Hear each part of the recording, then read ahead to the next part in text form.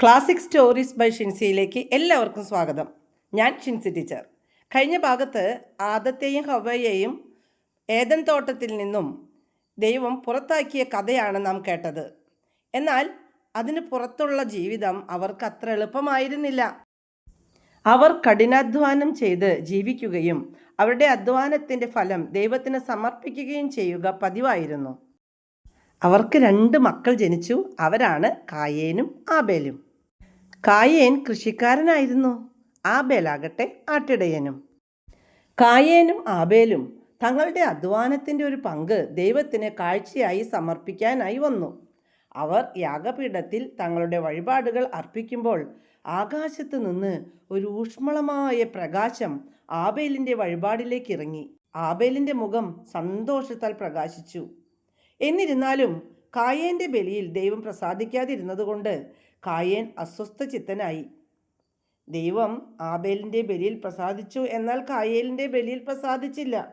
വളരെ ദേഷ്യത്തോടെ അവിടെ യാഗപീഠത്തിൽ നിന്ന് അദ്ദേഹം ഇറങ്ങി നടന്നു.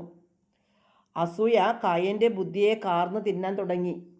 അദ്ദേഹം ചിന്തിച്ചു, ഞാൻ ഇത്ര അധ്വാനിച്ചിട്ടും എന്തുകൊണ്ടാ ദൈവം എന്നേക്കാൾ ഉപരി ആബേലിൻ്റെ യാഗത്തിൽ പ്രസാദിച്ചത്?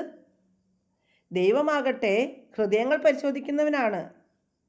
ആബേലിലും അവൻ്റെ യാഗവസ്തുവിലുമാണ് ദൈവം പ്രസാദിച്ചത്. ആദ്യം ദൈവം നോക്കിയത് ആബേലിൻ്റെ ഹൃദയമാണ്. ആ ഹൃദയത്തിൻ്റെ നന്മ, ഹൃദയത്തിൻ്റെ സമർപ്പണമാണ് ദൈവം സ്വീകരിച്ചത്. കായേനാകട്ടെ തൻ്റെ ഹൃദയമല്ല, പ്രയത്നഫലത്തിൻ്റെ ഒരു ഭാഗം ദൈവത്തിന് സമർപ്പിച്ചു, അത്രമാത്രം. തൻ്റെ അധ്വാനഫലം ഞാൻ സമർപ്പിച്ചിട്ടും ദൈവം എന്തുകൊണ്ടാണ് എന്നേക്കാൾ ഉപരി ആബേലിൻ്റെ യാഗത്തിൽ പ്രസാദിച്ചത്? ഈ ചിന്ത കായേനെ അലോസരപ്പെടുത്തിക്കൊണ്ടേയിരുന്നു. എന്നാൽ ദൈവം ഇത് മനസ്സിലാക്കി കായേനോട് ചോദിച്ചു, കായേൻ, നീ കോപിച്ചിരിക്കുന്നത് എന്തുകൊണ്ടാ നിന്റെ മുഖം വാടിയിരിക്കണേ? നീ ചെയ്യുന്ന പ്രവൃത്തി ഉചിതമാണെങ്കിൽ നിന്റെ ബലിയും ഞാൻ സ്വീകരിക്കില്ലായിരുന്നോ? നീ ചെയ്യേണ്ടത് നല്ല കാര്യങ്ങളാണ്, നിന്റെ മനസ്സിൻ്റെ സമർപ്പണമാണ്. നീ നല്ലത് ചെയ്തില്ലെങ്കിൽ പാപം വാതിൽക്കൽ തന്നെ പതിയിരിപ്പുണ്ട് കേട്ടോ. അത് നിന്നിൽ താല്പര്യം വെച്ചിട്ടുണ്ട്. നീ അതിനെ കീഴടക്കണം. ദൈവസ്വരം ശ്രവിച്ചെങ്കിലും കായേൻ വളരെ കോപിതനായിരുന്നു. അടുത്ത ദിവസം കായേൻ വയലിലൂടെ നടക്കുമ്പോൾ ദൂരെ വയലിൽ ആബേൽ തൻ്റെ ആടുകളെ മേയ്ക്കുന്നുണ്ടായിരുന്നു. കായേൻ അവൻ്റെ അടുത്തെത്തി. ആബേൽ, എന്നോടൊപ്പം ആ വയലിലേക്ക് വന്നാൽ ഒരു കാര്യം ഞാൻ കാണിച്ചു തരാം, ഇങ്ങനെ പറഞ്ഞു. തൻ്റെ സഹോദരനെ വിശ്വസിച്ചുകൊണ്ട് ആബേൽ കായേനൊപ്പം പോയി. എന്നാൽ അവൻ്റെ ഹൃദയം ഇരുട്ടുകൊണ്ട് നിറഞ്ഞിരുന്നു. അത് കോപമായി മാറിയിരുന്നു. അത് അവന് നിയന്ത്രിക്കാൻ പോലും കഴിയുന്നതിന് അപ്പുറമായിരുന്നു. അവൻ പാടത്തിന് നടുവിലെത്തിയപ്പോൾ തൻ്റെ സഹോദരനെ ആക്രമിച്ചു. പാറ കൊണ്ട് അടിച്ച് കൊന്നുകളഞ്ഞു. അവൻ്റെ ശരീരം നിലത്തു വീണു. അവൻ്റെ രക്തം തളം കെട്ടി കിടന്നു. അങ്ങനെ ആദ്യത്തെ കൊലപാതകം ലോകത്തിലേക്ക് പ്രവേശിച്ചു. കായേൻ തൻ്റെ പ്രവൃത്തികളിലേക്ക് മടങ്ങി. തൻ്റെ സഹോദരൻ്റെ മരണം അവനെ വേദനിപ്പിച്ചില്ല. കായേൻ വീണ്ടും തൻ്റെ കൃഷിപ്പണിയിൽ മുഴുകിക്കൊണ്ടിരുന്നു. ആ സമയത്താണ് ദൈവം അങ്ങോട്ട് വരുന്നത്. ദൈവം ചോദിച്ചു, കായേൻ, നിന്റെ സഹോദരൻ എവിടെയാ? കായേൻ മറുപടി പറഞ്ഞു. പെട്ടെന്ന് ഒന്ന് ഞെട്ടി ഒന്ന് ഭയം തോന്നിയെങ്കിലും കായേൻ മറുപടി പറഞ്ഞു, എന്താ എന്നോട് ചോദിക്കണേ? അവൻ എവിടെയെന്ന് എനിക്ക് എങ്ങനെ അറിയാം? എന്താ ഞാനാണോ അവൻ്റെ കാവൽക്കാരൻ? എൻ്റെ സഹോദരൻ്റെ കാവൽക്കാരൻ ഞാനാണോ? എന്നോട് എന്തിനാ ചോദിക്കുന്നേ? ദൈവത്തോട് കയർത്ത് സംസാരിക്കുകയാണ് കായേൻ ചെയ്തത്. എന്നാൽ ദൈവം അവനോട് പറഞ്ഞ മറുപടി, നീ എന്തായി പറയണേ കായേൻ? നിന്റെ സഹോദരൻ്റെ രക്തം മണ്ണിൽ നിന്ന് എന്നെ വിളിച്ച് കരയുന്നു.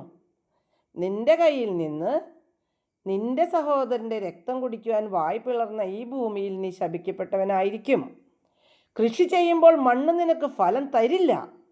നീ ഭൂമിയിൽ അലഞ്ഞു തിരിയുന്നവനായിരിക്കും. ദൈവത്തിൻ്റെ ഈ സ്വരം കായേനെ ഭയപ്പെടുത്തി. കായേൻ ഭയന്ന് വിറച്ചുകൊണ്ട് കർത്താവിനോട് പറഞ്ഞു, എനിക്ക് വഹിക്കാവുന്നതിലും വലുതാണ് ശിക്ഷ. ഇന്ന് അവിടുന്ന് ഈ സ്ഥലത്ത് നിന്ന് എന്നെ ആട്ടിപ്പായിച്ചിരിക്കുന്നു. അവിടുത്തെ സന്നിധിയിൽ നിന്ന് ഞാൻ ഒളിച്ചു നടക്കണം. ഞാൻ ഭൂമിയിൽ ഉഴലുന്നവനായിരിക്കും.